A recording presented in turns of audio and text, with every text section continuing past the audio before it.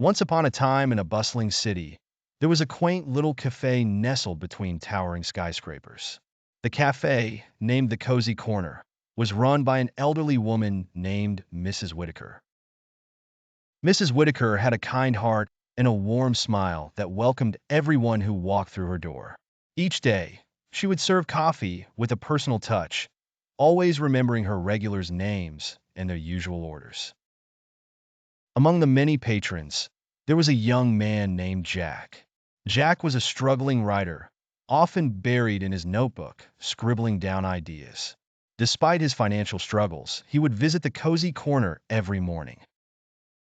Mrs. Whitaker noticed this and would often slip him a free pastry or an extra shot of espresso, never making it obvious that she knew he couldn't really afford it. She admired his dedication and quietly supported him in any way she could.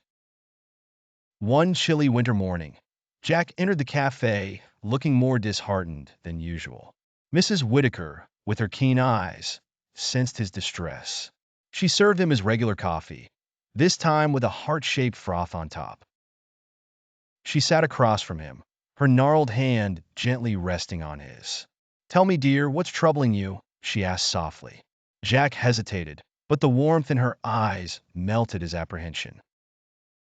He confided in her about his mounting rejections from publishers and his waning hope. Mrs. Whitaker listened intently, her eyes never leaving his. When he finished, she smiled and reached under the counter, pulling out a small, worn book. "This was my late husband's," she said, handing it to Jack. "He was a writer too. He faced many rejections before he found success. Remember, every great story has its challenges, but perseverance will see you through." Jack felt a surge of hope and gratitude.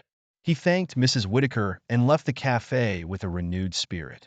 From that day on, he wrote with even more fervor, often drawing inspiration from the warmth and kindness he found in the cozy corner.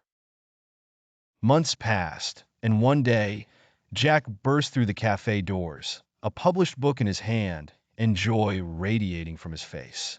He handed the book to Mrs. Whitaker, whose eyes glistened with pride.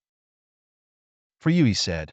"Thank you for being my muse and my beacon of hope." Mrs. Whitaker hugged him tightly, her heart swelling with joy.